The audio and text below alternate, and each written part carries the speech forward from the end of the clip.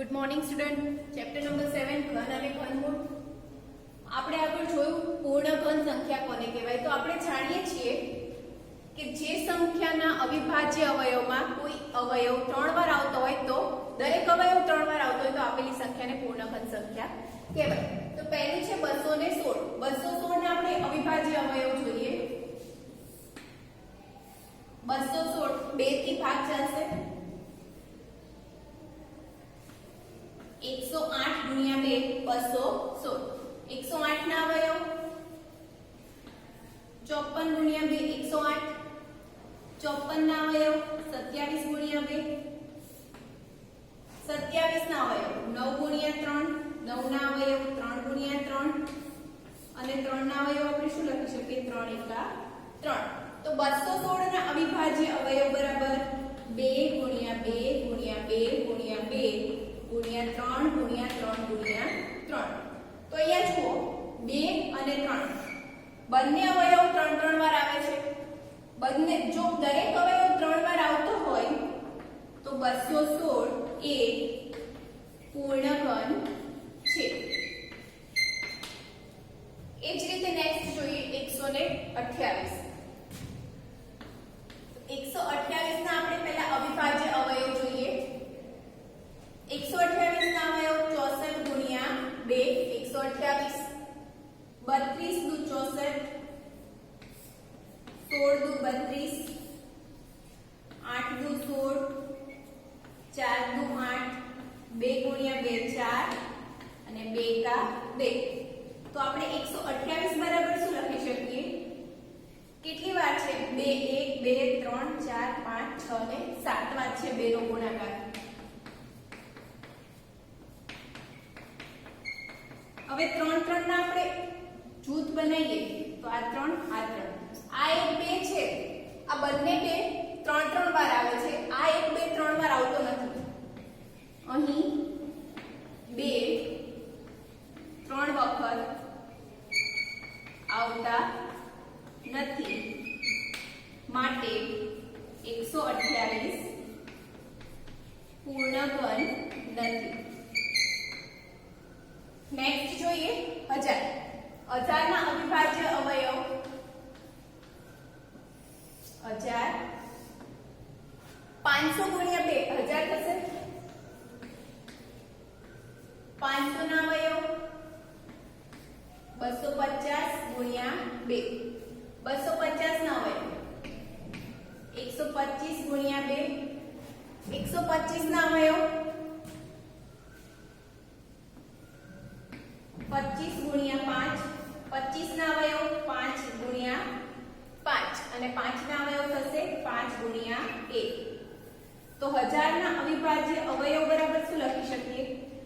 2 નો 3 વાર ગુણાકાર ગુણ્યા 5 નો પણ કેટલી વાર ગુણાકાર છે? 3 વાર. તો અહીંયા જુઓ આપણને 2 અવિભાજ્ય અવયવ મળે છે અને બંને અવિભાજ્ય અવયવ કેટલી વાર આવે છે? 3 વાર આવે છે. બરાબર.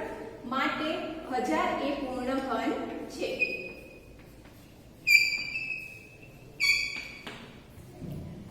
નેક્સ્ટ છે 100. તો 100 ના આપણે અવિભાજ્ય અવયવ જોઈએ.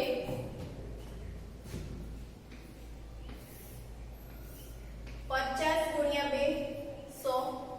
50 ના અવયવ 25 ગુણ્યા 2 25 ના અવયવ 5 ગુણ્યા 5 અને 5 ના અવયવ થશે 5 ગુણ્યા 1. તો 100 આપણે શું લખી શકીએ? 2 ગુણ્યા 2 ગુણ્યા 5 ગુણ્યા 5. 2 અને 5 બંને અવયવ કેટલી વાર આવે છે? 2 વાર. 3 વાર આવતા નથી. 2 અને 5 3 વખત આવતા નથી માટે જો દરેક અવયવ 3 વખત ના આવતો હોય તો આપેલી સંખ્યા પૂર્ણ ઘન નથી. માટે 100 પૂર્ણ ઘન નથી. થર્ડ જોઈએ 46656. 46656 એના આપણે જોઈએ અવિભાજ્ય અવયવ. 2 થી પહેલા તો ભાગ ચાલશે. 23 3 23,328 ગુણ્યા 2 કરો તો 46,656 મળશે. ફરી 2 થી ભાગ ચાલશે.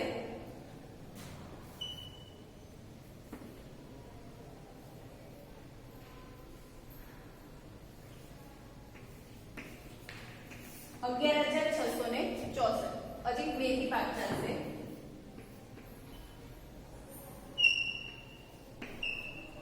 58,032 ગુણ્યા 2 એટલે 11,664 થશે. હવે 5,832 ના અવયવ પાડીએ. 2 થી ચાલશે.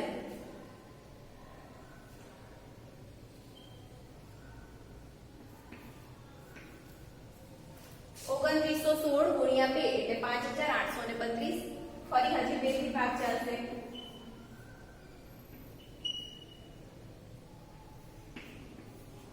1458 ગુણ્યા 2 એટલે 2,916. 1458 ના હજી 2 થી ભાગ પાડીએ.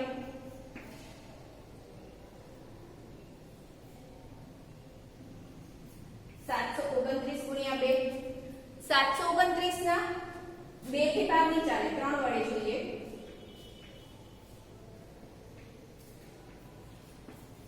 243 ગુણ્યા 3 729.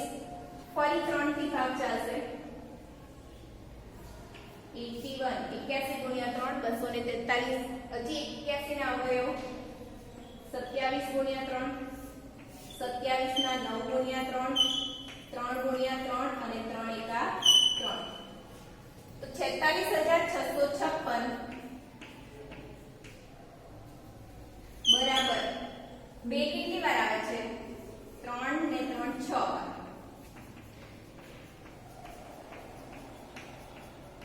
ગુણ્યા 3 પણ કેટલી વાર છે? 6 વાર છે. તો 3 ગુણ્યા 3 ગુણ્યા 3 ગુણ્યા 3 ગુણ્યા 3 ગુણ્યા 3.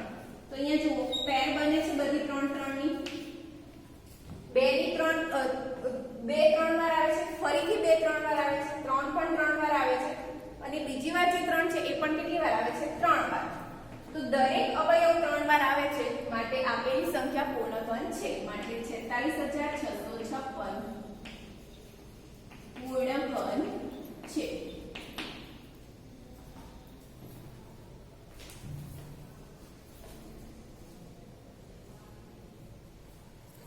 સ્વાધ્યાય 7.1 ક્વેશ્ચન નંબર 2. એવી નાનામાં નાની સંખ્યા શોધો કે જેથી તેને નીચે આપેલી સંખ્યા સાથે ગુણવાથી મળતી સંખ્યા પૂર્ણઘન હોય. તો આપેલી છે 5 સંખ્યાઓ આપણને. પહેલું છે 243, 256, પછી 72, 675 અને 100. તો એ સંખ્યા માટે નાનામાં નાની એવી સંખ્યા શોધવાની છે કે એની સાથે આપણે એ સંખ્યાને ગુણીએ તો મળતી સંખ્યા પૂર્ણઘન હોય. તો પહેલું છે 243. 243 ના અવયવો આપણે જોઈએ. 3 થી ભાગ ચાલશે. 81 ગુણ્યા 3 243. 27 ગુણ્યા 3 81. 9 ગુણ્યા 3 27. 3 ગુણ્યા 3 9 અને 3 ગુણ્યા 1 એટલે 3. તો 243 ના અવિભાજ્ય અવયવ શું થયા? 3 ગુણ્યા 3 ગુણ્યા 3 ગુણ્યા 3 કેટલી વાર છે? 5 વાર છે. તો 5 વાર લખ્યા. 3 ગુણ્યા 3 અહીંયા જુઓ સોરી 5 વાર છે. તો 3 ગુણ્યા 3 ગુણ્યા 3 5 વાર છે. બીજા જે 3 છે કેટલી વાર છે? 2 વાર છે. અહીં 3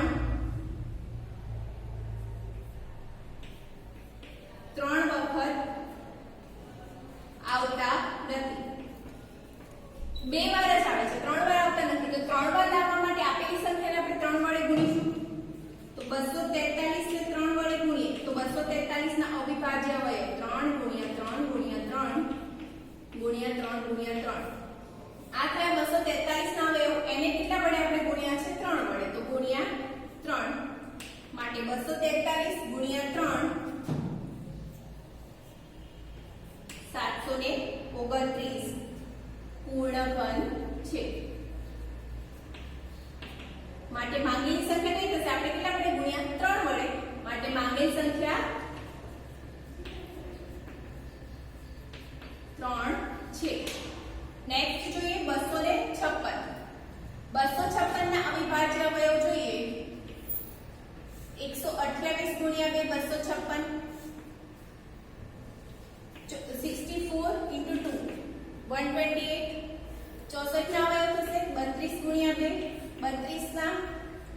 16 ગુણ્યા 2, 16 ના અવયવ શું થશે? 8 ગુણ્યા 2, 8 ના અવયવ 4 ગુણ્યા 2, 4 ના અવયવ 2 ગુણ્યા 2 અને 2 ના અવયવ 2 ગુણ્યા 1.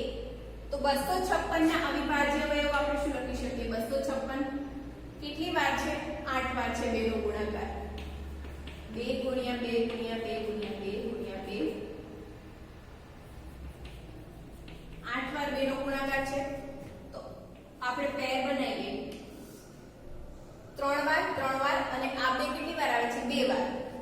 તો માંગેલ સંખ્યા હજી ફરી આપણે 256 ને 2 વાર ગુણીએ તો આ બે જે છે એ 3 વાર થઈ જશે. માટે માંગેલ સંખ્યા કઈ થશે? 2 થશે. અને 256 ને કેટલા વડે ગુણવાના? 2 વડે. તો 256 ના પહેલા આપણે અવયવ લખી દઈએ.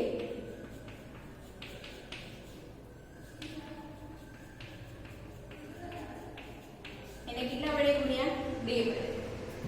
તો 256 ગુણ્યા 2 512 પૂર્ણઘન છે.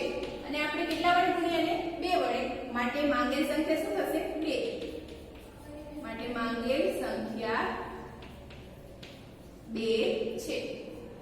નેક્સ્ટ 72. 72 ના અવયવ 36 ગુણ્યા 2, 18 ગુણ્યા 2, 9 ગુણ્યા 2, 9 ના અવયવ 3 ગુણ્યા 3 અને 3 ના અવયવ 3 ગુણ્યા 1. તો 72 શું લખી શકીએ? 2 નો 3 વાર ગુણાકાર ગુણ્યા 3 નો કેટલી વાર ગુણાકાર છે? 2 વાર ગુણાકાર.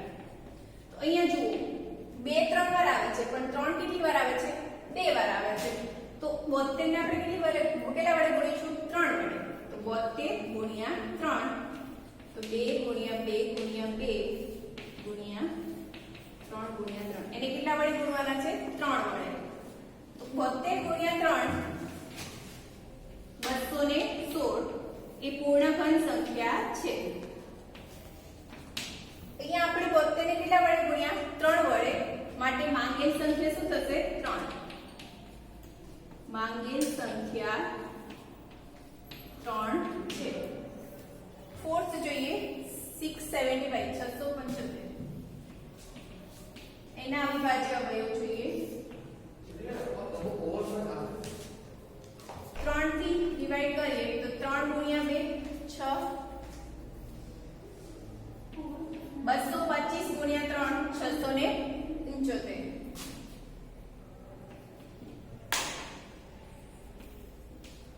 75 3 25.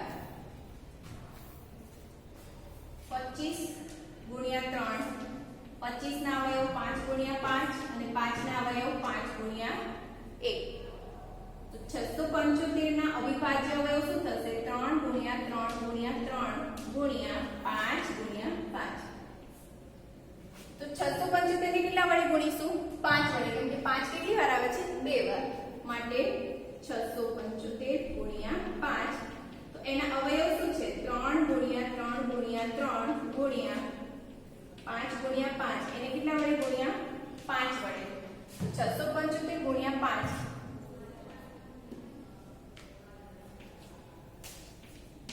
3375 પૂર્ણઘન છે. અહીંયા આપણે આપેલી સંખ્યાને કેટલા વડે ગુણીએ છીએ? 5 વડે. માટે માંગેલ સંખ્યા શું થશે? 5. માંગેલ સંખ્યા 5 છે. નેક્સ્ટ છે 100. 100 ના અવયવ જોઈએ તો 50 ગુણ્યા 2, 50 ના અવયવ 25 ગુણ્યા 2, 25 ના 5 ગુણ્યા 5 અને 5 ના અવયવ થશે 5 ગુણ્યા 1. તો 100 ના અવિભાજ્ય અવયવ બરાબર શું લખી શકાય? 2 ગુણ્યા 2 ગુણ્યા 5 ગુણ્યા 5. બંને અવયવ કેટલી વાર આવે છે? 2 વાર. તો 2 અને 5 વડે ગુણીએ તો બંને અવયવ 3 વાર થશે.